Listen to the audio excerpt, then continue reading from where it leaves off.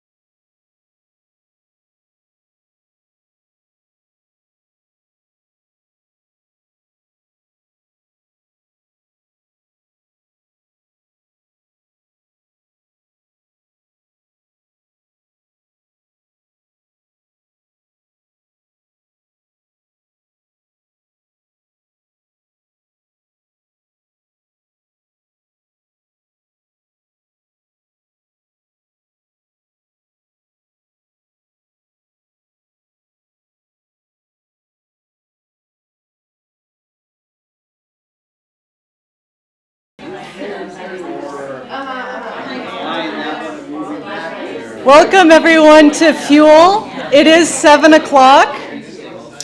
So let's, I'd like to get us started and hearing some wonderful poetry. So thank you all for being here. Welcome, welcome. It's wonderful to see so many people packed into this room, and we're doing some new things in here, trying to build just a family of poetry atmosphere, and thank you for helping make that happen. I hope you enjoyed the food. I would like to start by acknowledging that Tieton Arts and Humanities, which LiTFUSE FUEL is part of, resides on the ancestral, traditional, and contemporary lands of the Confederated Tribes the Confederated Tribes and Bands of the Yakima Nation. Tieton Arts and Humanities values all relationships that reinforce our commitment to art as a powerful tool for equity and diversity. In recognizing the history and respecting the sovereignty of Washington's Indian nations, Tieton Arts and Humanities recognizes and honors these first people and their significant role today in stewarding these lands as they continue to honor and uphold their ancient heritage. Thank you again for being here. Thank you for joining us online, for those of you who are with us. I'd like to also acknowledge our appreciation of the financial contributions of our many donors that make tonight possible, because this is a free event, and thank you so much for being there and here. And I know some of you have also donated generously tonight too, so thank you to you. I'd like to thank Poetry Foundation, Humanities Washington, National Endowment for the Humanities, Washington State Arts Commission, National Endowment for the Arts, Fresh Hop Ale Festival, Yakima Chief Hops, Discurin Foundation, Yakima Valley Community Foundation, Inklings Bookstore, Fiesta Foods, Yakima Coffeehouse Poets, and many other private donors, and also many volunteers who helped put this all together tonight. A special shout out to Jen Elholm for providing amazing food tonight.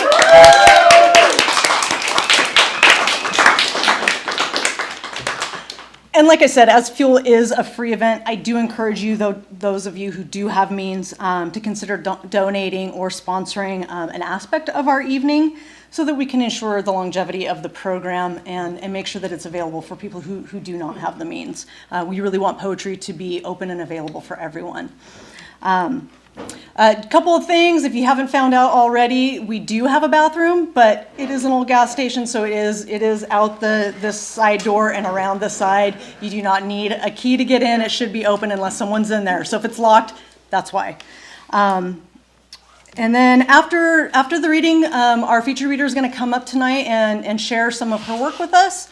And then there will be a time of question and answers. So I'm assuming anything is kind of fair game, craft, inspiration, meaning behind some of the poems.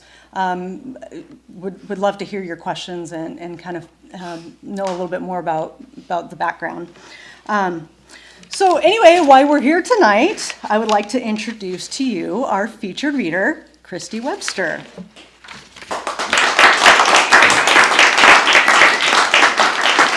Lots of fans.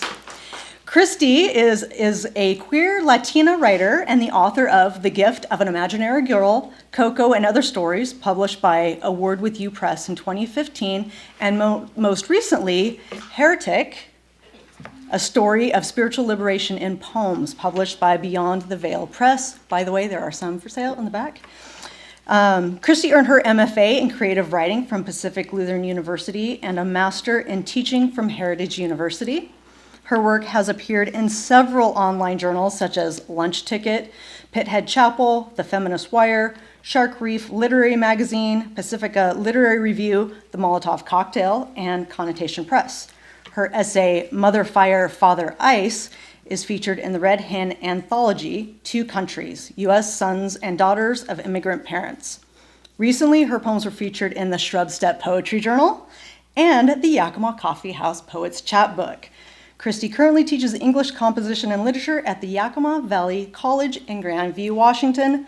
Let's all welcome Kristy.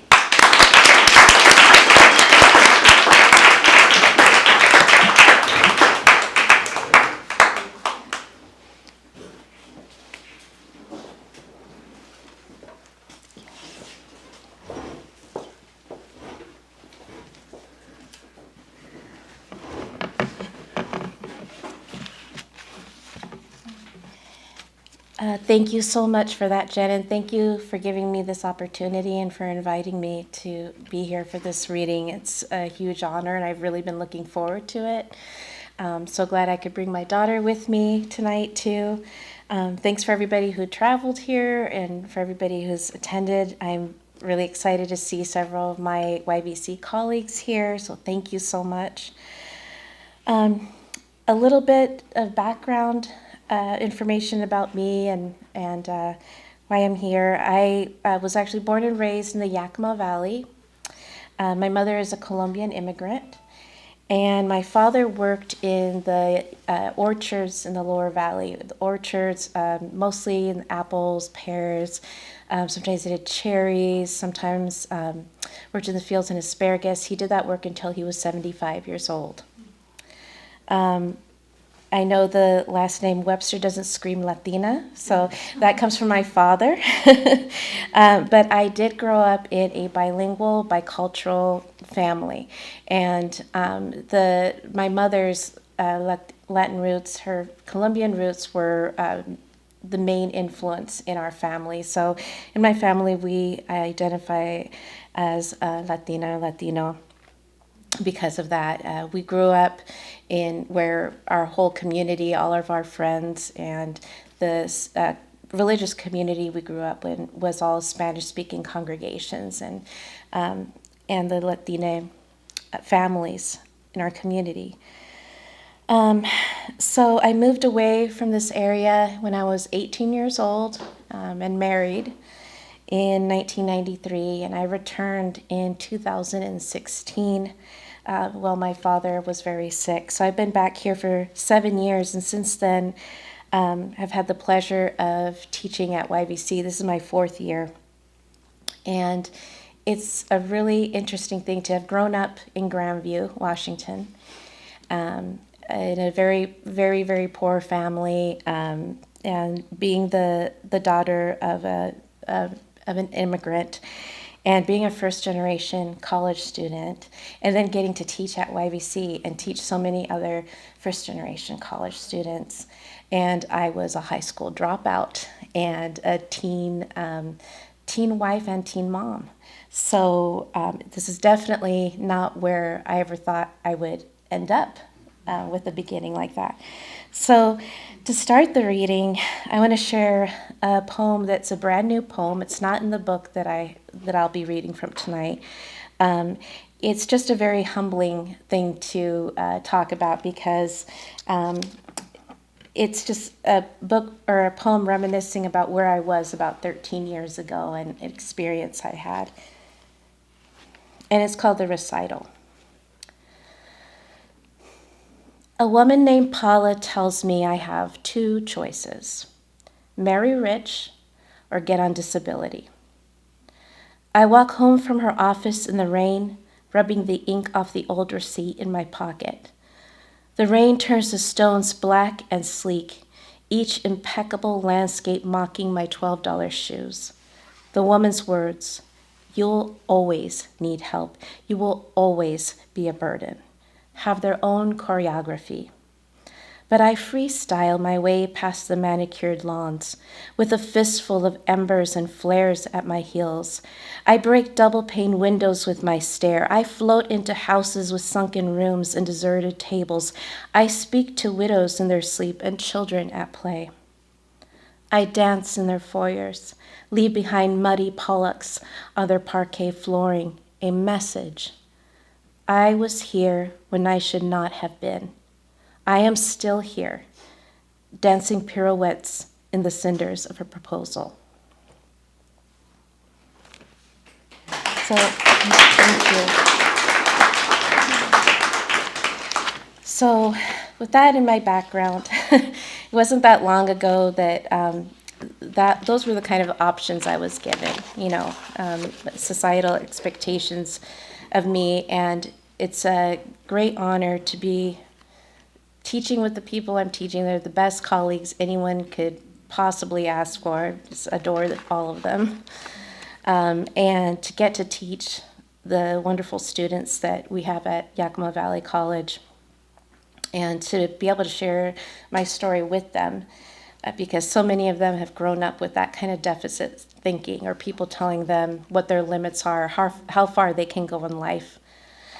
So that's why I chose to read that tonight. So most of the reading, of course, will come from my book Heretic, which is published by Beyond the Veil Press. Beyond the Veil Press is a queer-owned press, and their focus is on mental health awareness.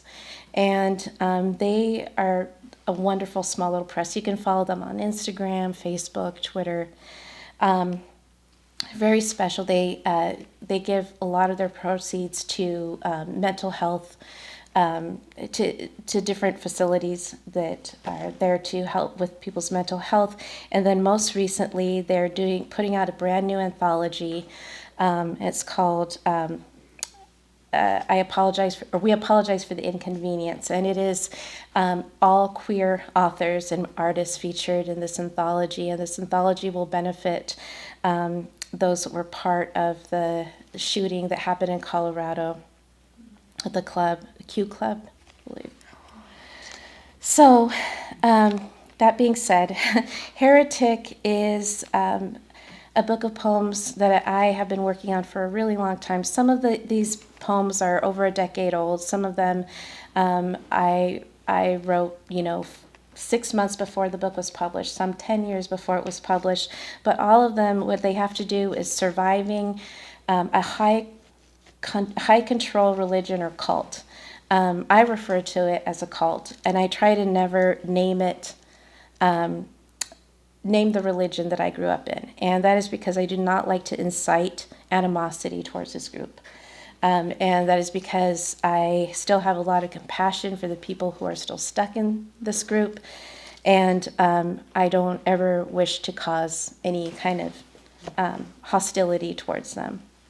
However, growing up in this cult-like, high-control religious group was a very traumatic experience. And more as I find communities online of people who have also left this religious group, we have a lot of the same experiences. And there's now several books out of authors who were part of this cult.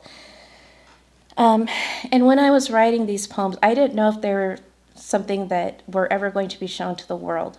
And the reason why is because it's such a specific experience. How many people can say, oh, well, I grew up in a cult? It's not a super common experience necessarily. But what happened is, as I was writing them and submitting poems, individual poems here and there, I realized that the themes that are covered in the book, even though the trauma is a very specific type of trauma or experience, the themes are universal. The themes are love, sex, death, belonging, desire, rebellion, and sacrifice. And in the end, to me, the theme that stands out the most is what you're willing to sacrifice to live your authentic life. Are you willing to sacrifice your own family? Are you willing to sacrifice your friends, your community? Are they the people who will still stand by you if you live your authentic life, if you are who you truly are inside? And for me, growing up in this cult, there were the small things that are, well, I would consider them small now after, at the age that I am now, but as a child, it was a bigger thing. But the smaller things that kind of set this cult apart is that we were not allowed to celebrate any kind of holidays or birthdays.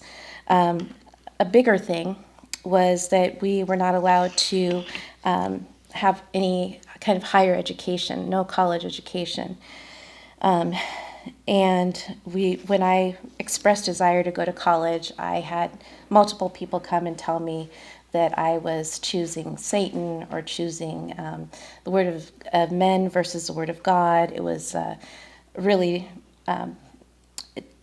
it was, so I was denied that as a younger person, which is why I ended up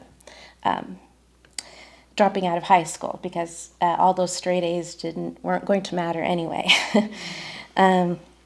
But then there were the really big things that set this high control group apart. One of them was that you cannot receive a blood transfusion, even if it meant death. So even as a child, as early as the age of, I think, 8 years old, I had to carry a card that said that I would be willing to die rather than receive a blood transfusion. The other really big one that sets us apart from other people's experiences is that if you are baptized in this cult and then you decide to leave, you are shunned, and you are shunned by everyone. Your own parents, your sisters, your brothers, your family, your entire community. And so I'm going to start by reading a couple of poems having to do with that, facing the aftermath, I guess you could say, of leaving a high control group. This poem came about because I was telling a friend of mine that once I left this group, a friend's mother wouldn't refer to me by name anymore. When I left, she would just call me the dead girl. And so he told me I should write a poem about that called The Dead Girl. So this is the poem I wrote. They won't find you wrapped in plastic like Laura Palmer. They won't discover your bloated body among the marshes of the river where you once skipped rocks.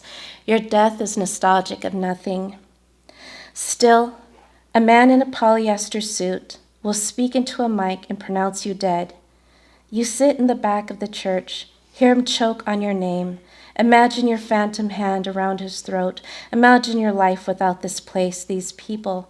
But these people are your brothers and sisters.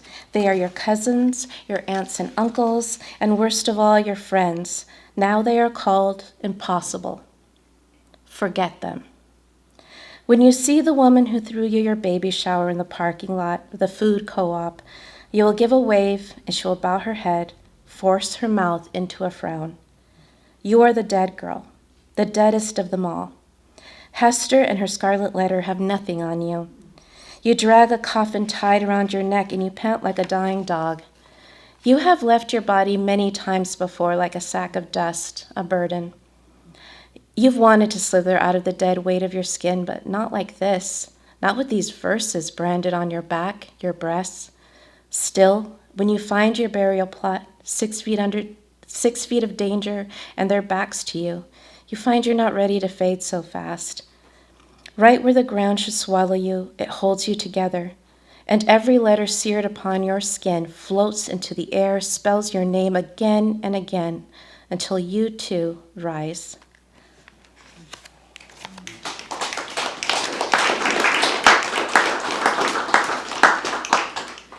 And this is another one along the same lines, and it's called Congregation. My family hands me the seeds of their love, wrapped inside a nest of wasps. And I must choose whether to ditch the whole swarm and let the buds spill to the gutter, never to blossom, or to endure the perpetual and endless sting.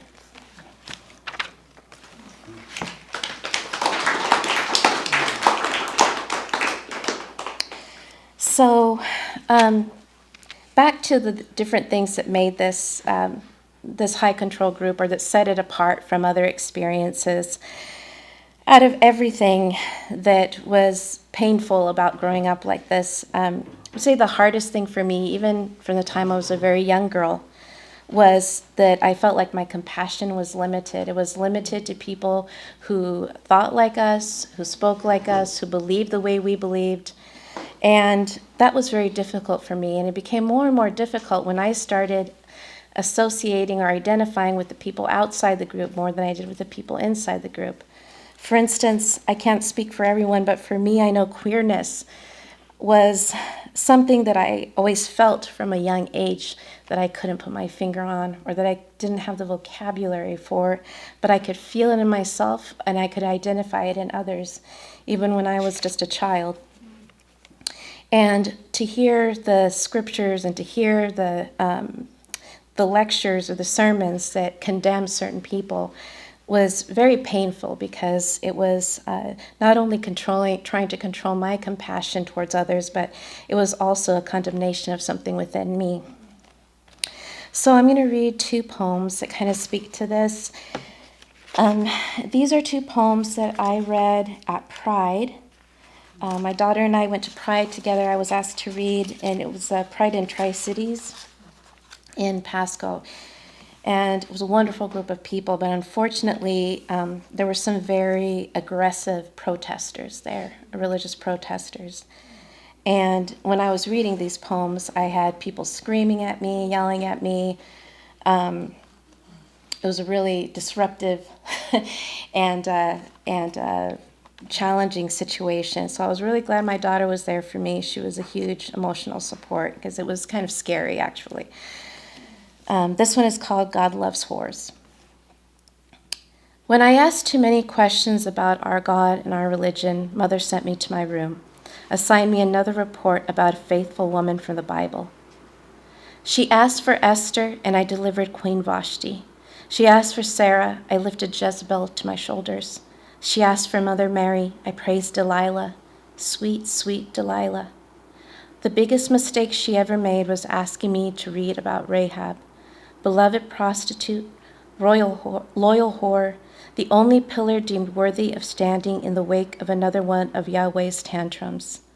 Rahab, I made a second skin.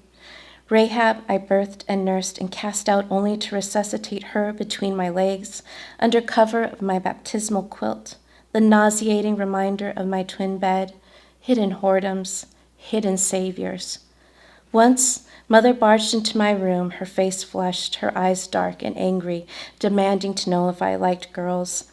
I shook my head, held my hands behind my back. My mother nodded and disappeared. I sat there cross-legged holding two Barbies, pressing their naked bodies together, their lips and hips and thighs, quietly singing to myself, God loves a whore, God loves whores, God loves me.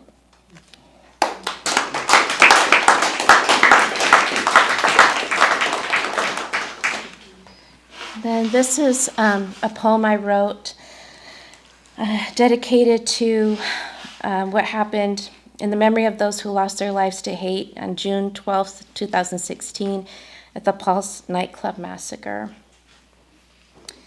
Today I Googled, can I be a follower of Jesus without being a Christian? Because the last time I felt the Spirit was in a gay club. And I swear I saw him, Yeshua, Messiah, Lamb of God, in the blaze of neon lights. I thought I heard his sermon in the laughter of the drag queen in purple heels, the men fused together at the lips.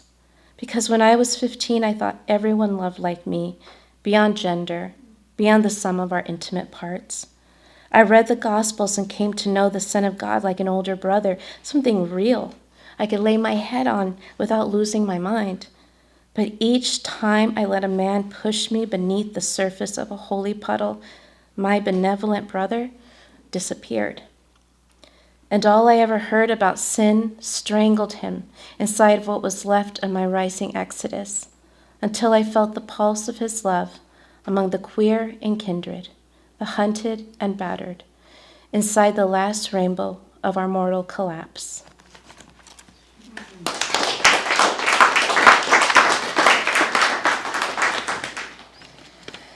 Because I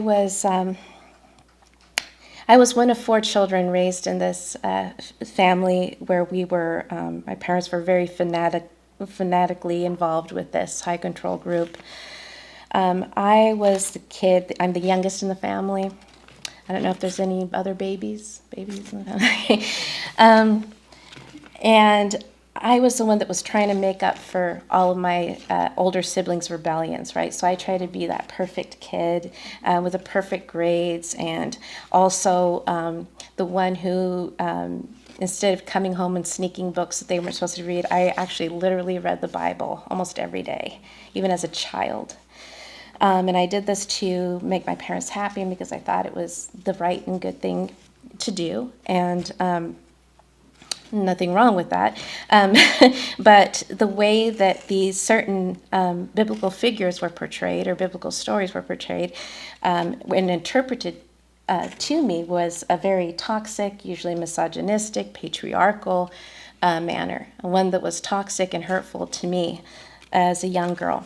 So when I started really processing my background and my childhood and healing from this experience, I started writing persona poems, people from the Bible, biblical figures that are often vilified or not seen as good examples, right? So I'm going to start by reading a couple of those. This first one is a persona poem written from the perspective of Mary Magdalene. And it's called The Source of All Your Magic. The first slut to be shamed, now my legs are wired shut. I'm wasted under your wing, I'm almost a virgin again. I've washed your feet, I've burned my sheets too. I'm lonelier than ever now, but full of miracles. Your boys walk ahead of me, kick sand in my direction. You've tried to tell them I'm the source of all your magic, but I'm a thing that bleeds, a fragile cup of fractured life. Let them believe so, and I'll pull the shadows from their bones. When you raise the dead, their mouths will swallow mountains whole.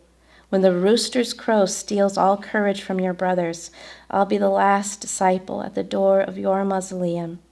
Let them ask questions, love, but refuse those cowards any answers. I know a place in Bethlehem. They'll be glad to have us.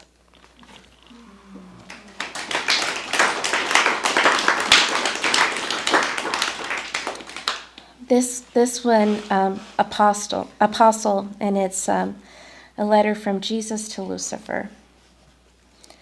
Dear brother, I want to know, are you happy? It's been too long. I'll admit disappointment. The white horse died centuries ago and the sword rusted before I ever held it in my hand. The last time we talked, I was fasting in the desert. I was 10 days in and sure I was hallucinating, but you were there, intense and beautiful as always. You offered me bread and I refused. You implored me to drink water from your cupped hands and I turned away from you. Not even our Father knows that you stayed with me for the remaining 30 days, and we reminisced over the old times. You reminded me how hypnotized by the sun our sisters' faces turned dark and leathery, and our brothers turned to women to bury their boredom. Come with me, you begged. You stretched your hand out as if to offer me the world, but it wasn't how people think. Your wings caught fire, and I left you there.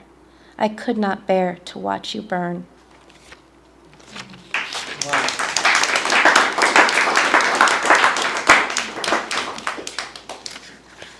And this one is, it kind of is related back to the poem I read earlier, God Loves Whores, about how my mom did have me do this. So she would assign me essays to write about women from the Bible who she thought were good examples of submission. And submission is something she was really obsessed with ingraining in all of us girls in the family, a submission to men specifically. And she asked me to write an essay about Queen Esther. But when I read this passage about Queen Vashti, the king's first wife who refused to come out and be a spectacle for him, my mind just like immediately, I just grabbed onto that, like, wait a moment. She seems a lot more interesting. So I just was fascinated by her after that. So this is called Who Runs the World, and it's a persona poem in the voice of Queen Vashti. Pretending to love you did not make me your queen. I was born with this crown in my hand, these jewels in my mouth. You called me out, demanded a naked display, sent forceful messengers, even to fetch your exhibit. But none of your cheap drones, your drunken masses, would lay eyes on me. Instead, I packed mud onto every curve and into every crevice of my body.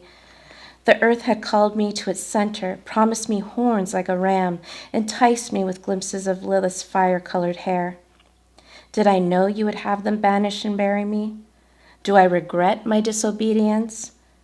A queen is still a queen, without the hungry crowd that feasts on her.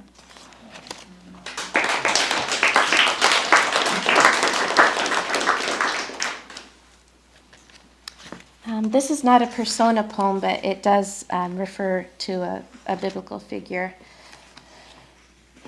It's called Mother Jezebel. You were the face of my nightmares, a grotesque expression, painted lips, a plunging neckline, and garish red hair. I thought you were a poison, but the dogs drink your blood. I learned from the red-lettered book of Bible stories for children, when pictures taught me everything I knew about God and prophets, Jesus and whores, and you were the worst of them.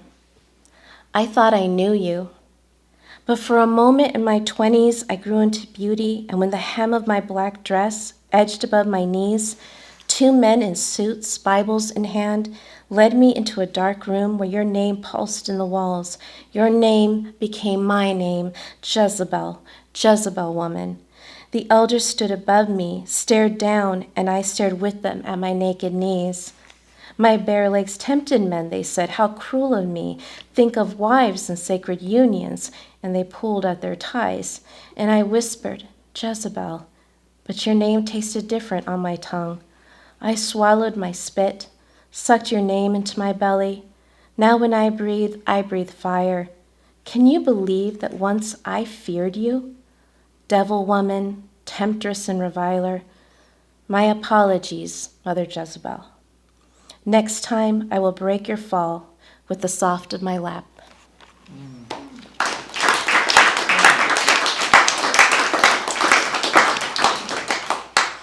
These last two poems that I'll read from the book, I always remember something my son said.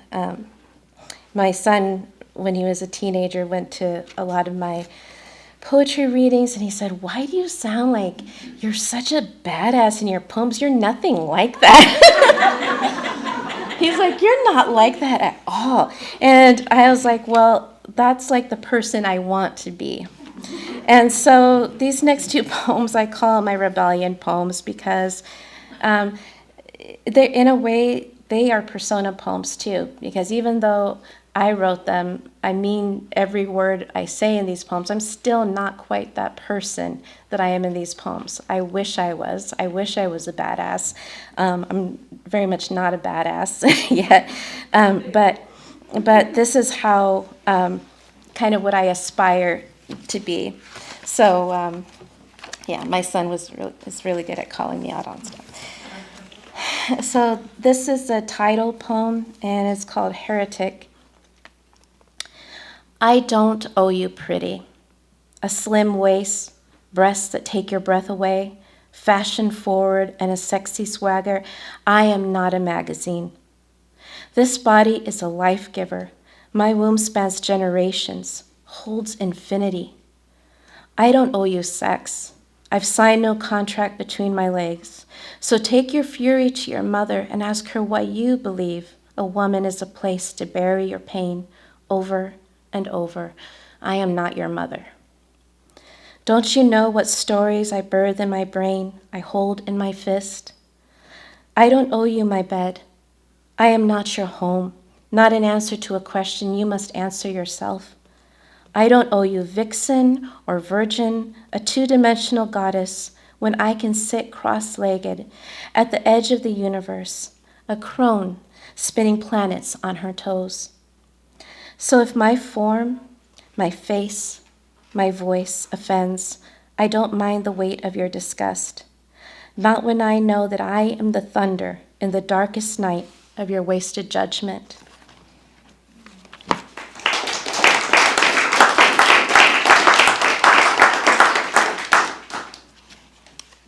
And this one is called La Loba. I want to feel the rush of river water about my ankles. Let the silver hair do as it pleases, the bush grow beyond the bikini. I want to simmer topless and fat on the sand, pearlesque moonstreak skin tracks, where two babies bloomed like a belt around my waist. I'll pile pink shells in rows on my meaty, no-gap thighs. I want to turn brown with sun. Let the appetite for approval grow pale, limp, unfed. I'm no mannequin, but a razor-clawed, restless creature of the night, tangled in sheets, soaked in blood. I bleed every time the moon sighs. I don't laugh at your jokes any longer, not because I am a joyless crone, but because you are not so funny and I am not so dull. Don't be surprised if when you come to watch me sleep, you find not an angel or fair maiden, but a she-wolf gnashing her teeth. I am not built for polite nods.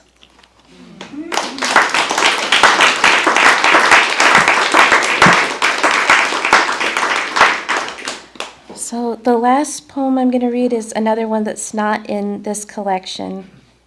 It's a poem I wrote a couple of weeks ago.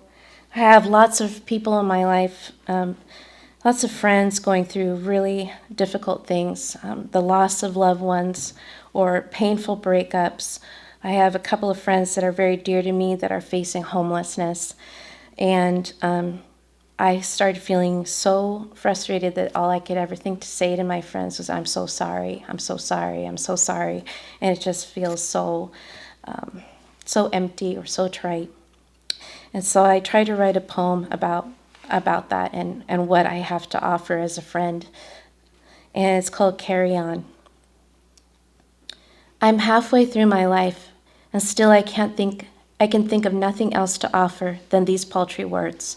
Friend, I'm sorry for what has been done to your heart.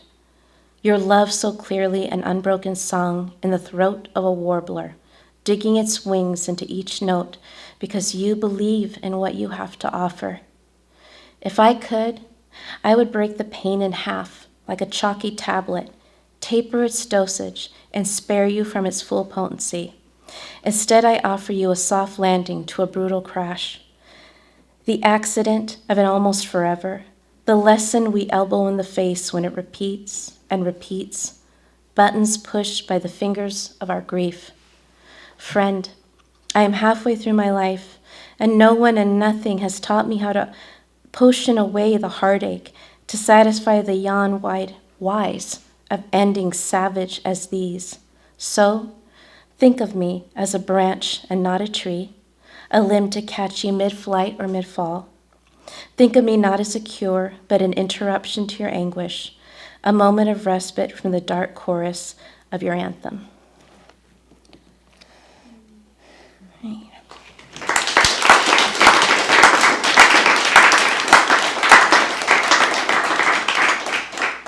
So thank you so much for listening, and if you have any questions, I'm open to that.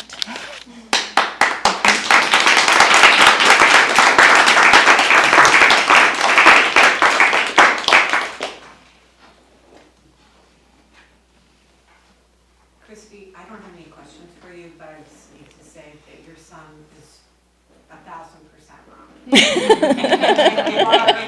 A badass. Thank you. Thank you.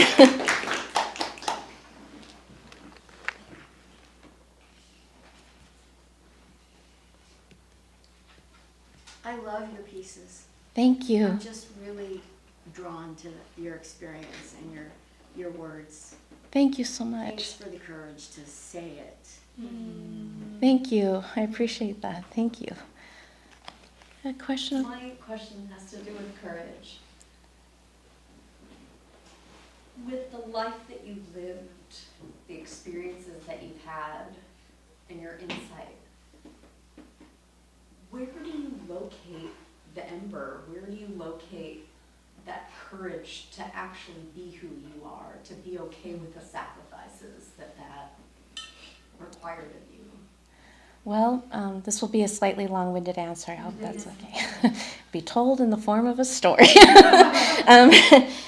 I came to a crossroads when I was 25 years old, which is when I left this cult. And what happened was that I had been trying to leave for about a year, and I kept getting harassed. They'd send people to my home, and guilt me and try to get me to stay in and everything. And I had finally gone and told a close relative of mine that I was thinking of leaving, and they were very upset at hearing that. And at the time, my children were 2 and 5, and I was leaving the person's home that I had told that I was going to leave. And I was in tears already and upset. And my poor son, not to mention him again, but he is only 5 years old at the time. And he said he was throwing a tantrum about having to leave. He was just being a kid. He was tired. He had gone through a lot that year, the divorce of his father and I. So he was just really going through a lot and had a lot of pain.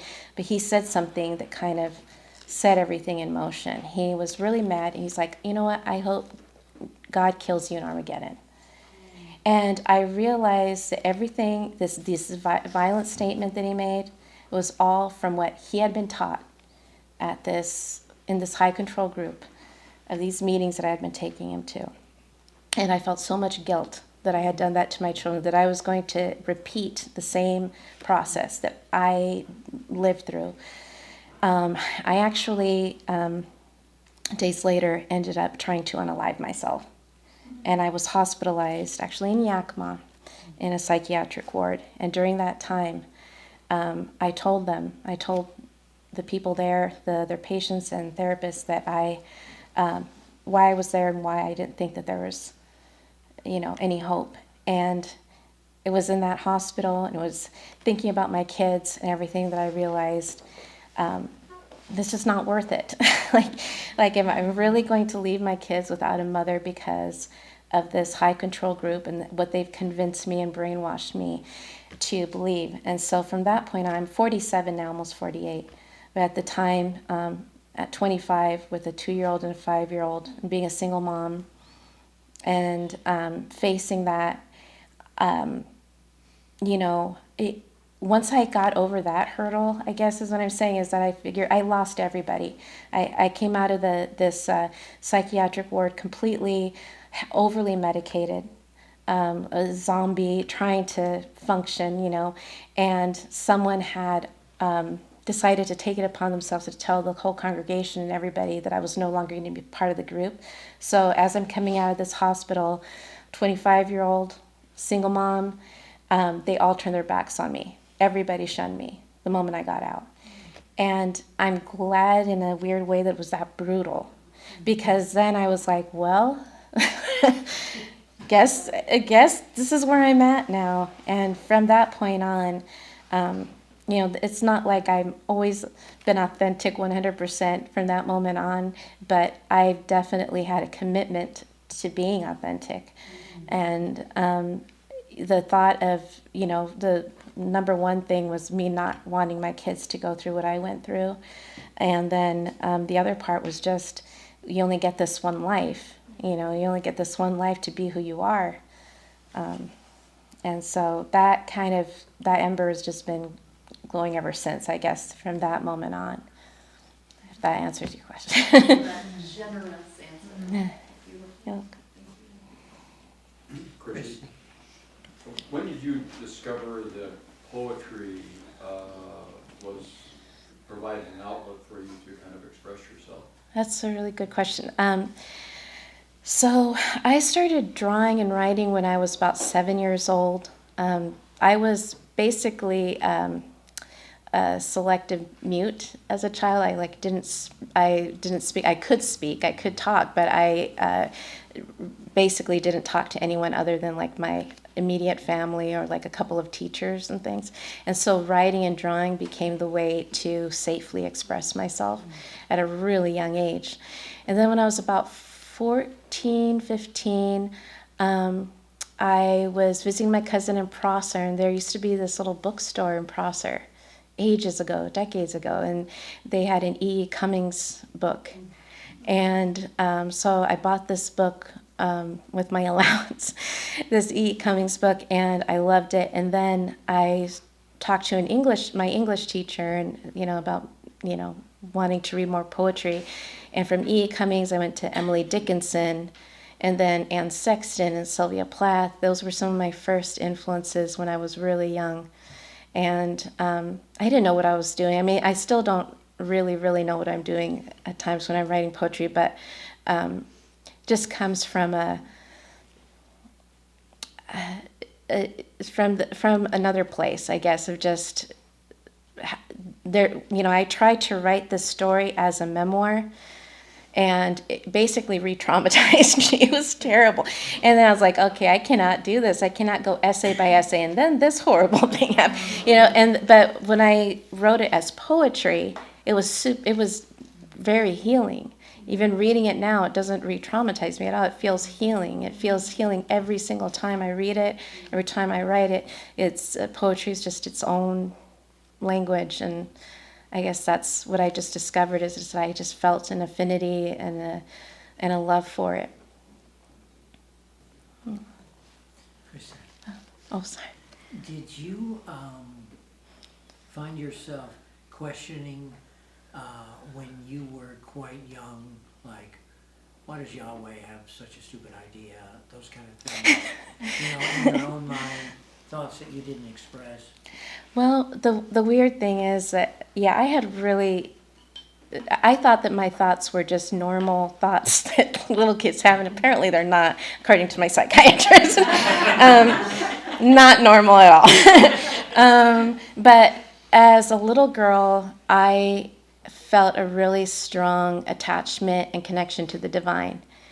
And I was very confused because I had my own interpretation, my own connection, my own personal connection with the divine energy. And then what I was being taught by this high control group was the complete opposite of what I felt. And that constant, I was constantly feeling like torn between what was intrinsically and intuitively my own spirituality, even from a really, really young age. We're talking like 4 or 5. Like at age 4 or 5, I was praying 2 to 3 hours a night. I was not a typical child. But it wasn't related to what I was being taught. And that's the weird thing. It was what I was feeling, what I was experiencing was completely different than what I was being taught. And so, that's where that questioning came from. It's just like, this feels wrong to my soul. What they're teaching me, the hate that I'm being taught, and that's what I was being taught, was hatred. We used to go door to door to people's houses preaching, and I remember a game that adults would play. So they would take us door to door and say, okay, pick which house is going to be yours when God destroys these people, when God kills these people in Armageddon. That was a game they played. You would go and occupy the vacant Right. house. It'd be up for grabs. And so that was a game that was taught to me as a child. And it made me sick. It was horrifying to me. It did not, and other people would, oh yeah, how cool, yeah, I'll take the biggest, and to me it was horrifying. And I remember being, one of the moments that caused like the biggest break in childhood depression was in the 3rd grade. I had a teacher I absolutely fell in love with, platonically and also not platonically. Mrs. Miller, my 3rd grade teacher, and it was her first year of teaching. She was only 23. And I just loved this teacher so much. I thought she was the best person I'd ever met in my life. And I'd asked my parents what's going to happen to her, and they're like, oh, if she doesn't become part of this group, then she'll be killed in Armageddon. She'll be destroyed. And they said it was like it was nothing. So they said, if you want her to survive, then you have to make sure she becomes part of our group. So they would send me with pamphlets to school and everything and say, if you can't. So basically, as an 8-year-old, I was told, if I can't convert this woman that I adore, then her life is in my hands. She'll be destroyed. And so things like that really led me to questioning and, led to a lot of psychosis, really, I'm being honest, because it didn't make any sense. Like, I have all this love inside of me. I feel this love for so many different types of people, but I'm limited. I'm being told that, no, only these people are deserving of love. Only these people are deserving of survival. And that was one of a big thing in my childhood, was that time when with my 3rd grade teacher, I felt like I was failing her if I couldn't save her. You had a question? Yeah, so just as a fellow cult-bred queer, I really appreciate how you nestle in the language of oppression, and how healing that feels as someone who had a similar experience. So I think the question is, what does it feel like for you to unearth and manipulate the language of oppression that you felt to find your own creative space? I guess just liberating, really liberating, and just not something that I ever thought that the world would see or that I would even share. I thought it was something I would just privately unearth on my own and deal with, and I didn't think that anybody would relate to this. And so, to have you say that, it just means a lot. And I've had, different people write to me or say that to me, and it means so much to me that it's an experience that other people can relate to and find healing in, because I thought, this is so bizarre. This is so weird. Who's going to be able to relate to this? And so many more people than I possibly imagined have been able to. And I'm really glad that I put it out there instead of keeping it to myself. Thank you. Thank you. Yes, Jen? Did you feel like once you left the group, were you able to kind of reconnect with that positive spiritual side of yourself and explore that without, once the oppression was kind of lifted, or was it still kind of a battle once you had gotten yourself free? And I have a second question when you're done. Okay. I kind of want to know what you read about now. Well, what's funny is when you leave this group, what they say about people like me who leave, we're considered the people that, like in the Bible, they talk about the unforgivable sin. For this high control group, they refer to it as being anyone who talks against the group. So, I would be an apostate committing the unforgivable sin. There's no forgiveness for me, right? And they say that, anyone who leaves a group, they're going to become a prostitute, a heroin addict, a gay. Throw that in. They have all these negative connotations. The thing that I was the most excited to do besides starting college finally, was to go to another church and to explore other religions and to explore other faiths. So I started reading, stacks of books on other faiths and other pathways to the divine, because, like I said, as a child I had this innate feeling, and yet it was not in line with what I was being taught. So as a child, it's really confusing and disturbing, because you trust your parents and you trust that they know what they're talking about. So it's been kind of it's still a road for me, I guess I could say. It's I'm not anti-religion, I'm not anti-Christianity, I'm not anti-anything, but I have my own, way of looking at things. And for me, I think art and writing and those things have become my spiritual journey. And you had a follow-up question or something? Yes, I just want to know, what are you writing about now? Because it sounds like you kind of have come to peace with some of this stuff. Yeah. And it's contained in, not necessarily contained, but it's part of this book. And do you feel like you've kind of completed that part of the journey? Are you writing about different kinds of things now? Yeah, that's a great question. So I felt like I had to write this. I had to get this out because I'm just like, this just needs to be, this has to just come out into the world and be done. And not that it's ever going to be totally done. You're always going to have traumas or triggers or reminders of this. It's part of, my identity. However, the thing that I've been writing about now, I've been writing about more of my background as someone who was raised by two people who were from completely different cultures. They were even from different generations. My parents were 20 years apart.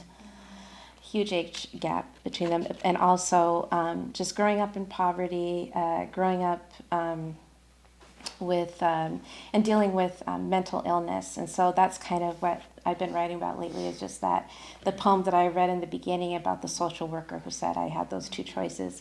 It's kind of going in that direction. Just, Beyond the Veil Press, who published this book, that's their main focus, is mental health and mental health awareness. And so I'm kind of writing something that maybe will be published by them at some point. Yes. Oh no. Oh, okay. I have a question, Yeah. and I'm going to try and phrase it in a really careful way. But I can't tell if it's sort of a similar question, sort of piggybacking on your question, Devin. But it's about language, and it's about, I'm just curious about your relationship to sort of like language, I guess really at like a craft or tool or surface level, and the relationship with the text of the Bible as like a raw material. And I'm curious about it because, well, for lots of reasons, and I'm just curious to hear you speak about it, but like, yeah, I guess I'll just leave it at that. Like, how do you have a sort of like raw material relationship with it? And or like, how do you feel like it's informed the way you put together words now? Oh, that's really interesting. Yeah, that's a really good question. Well, it's the first book I was ever exposed to. And I read it multiple times, cover to cover, growing up, in Spanish. So, it's really interesting. I think that something that I've always noticed about that I've noticed about certain books of the Bible is that heightened dramatic language. There's that going on. There's like the rich layers of like generational, the generations of people, and and how closely that's followed in biblical text. And so, yeah, it was because I didn't want to be rebellious like my sisters who are reading like Gone with the Wind and getting Elle magazine. I was like trying to be the good one, and so I was like, no, I'm just going to read the Bible. I'm not going to read anything else, And so for years and years, that's like what informed me for the longest time. And I think it's just very rich material, and emotionally, to take the material that was used as a weapon against you, and take away the weaponization of that by putting it in your own language. I think that is why it has been healing for me. Let's take these, for instance, that poem I read about Mother Jezebel. I had these elders in this congregation take me back, say my skirt was too short, and they put me in a dark room, said really creepy things to me, called me Jezebel woman over and over again, and really shamed me. And so like writing that poem and taking this figure that was used to was a weapon against women and a way to slut shame women or shame them in general, and taking that and making it more like, okay, had a more sympathetic reading or interpretation of her. Again, it's just a way of healing. So I guess it's just a language of healing for me, and that's how. I hope that answers your question. Totally. Okay. Yeah. Thank you. Welcome. We have time for maybe one more question? Yes. I'm really moved by how you seem really very soft. And I'm wondering, like, how you're not, like, also, like, even though your words were very powerful, I'm wondering if you've gotten rid of anger, that this happened to you, or like, I mean, is it through writing poetry that's like working on yourself? Like, I mean, it's just, anyways, compliment and question. Well, thank I really you. appreciate your energy. Thank you. Thank you. I appreciate that a lot. Thank you. Thank you. Oh no, I still have a lot of issues. The best way I can answer that. You know, I read something a few months ago that really resonated with me, that healing doesn't happen in isolation. And for a long time I felt that I had to go away into this little cave and just work on myself and not affect anybody else. Like, oh, you know, don't, you know, like almost like I was afraid I was going to poison someone else. There's that Anne Sexton poem, Live or Die, but don't poison everything. And those words were always in my head, like, oh, okay, maybe I'm toxic because I'm hurting, and I was like hibernating a lot, isolating a lot. And really it's thanks to my friends, the connections that I made with other people, whether they've gone through something similar, like this is such a specific experience, but you know, just learning from love from others. My daughter is a big part of my healing. She's my best friend. And you know, so and being able to just share, like doing these readings, I'm always really nervous beforehand, always terrified beforehand, and then once I read, I feel so comfortable again. I feel like I'm in my own skin and like I'm okay. But no, I still have anger issues. I still have, you know, I mean, it's all still there. It's just, yeah. All right. Well, please everyone give her a